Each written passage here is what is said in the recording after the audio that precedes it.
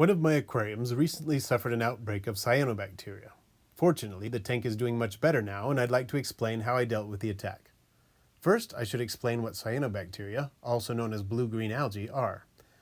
They are a bacteria-like organism that grows amazingly fast, coats surfaces in a slimy layer, eventually killing plants.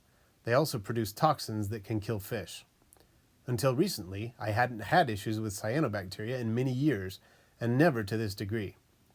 Various treatments for cyanobacteria are suggested.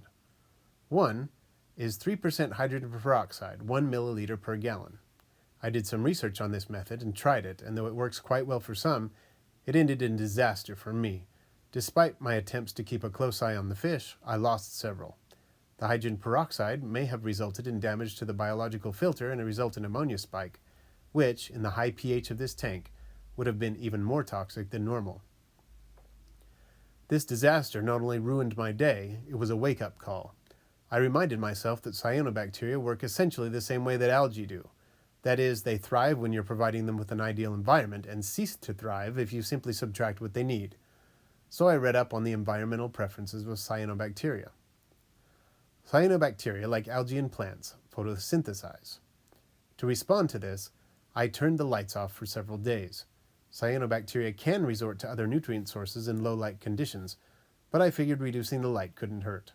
Once I decided it was safe to turn the lights back on, I set the timer for a shorter 6-hour photo period until the cyanobacteria problem was eliminated.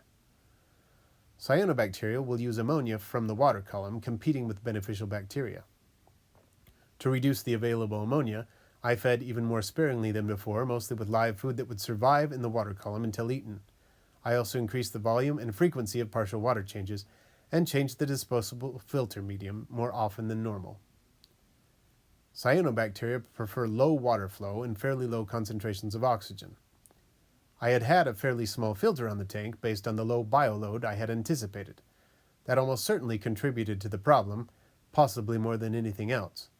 I added an additional filter that circulated 200 gallons per hour, effectively tripling the flow rate in the tank to 300 gallons per hour. The multis didn't seem to mind at all, and I noticed a sharp reduction of cyanobacteria within a day or so. I read that C-Chem Flourish Excel, which is widely used in planted tanks as a carbon source, can help fight cyanobacteria. As I had some handy, I decided to try it. At the small doses used to boost plant growth, about 2.5 milliliters for this tank, I'd never had a problem with it harming fish and didn't anticipate any. It's working just fine and seems to help. Within 48 hours of implementing these changes, conditions in the aquarium had greatly improved and have continued to improve steadily since then.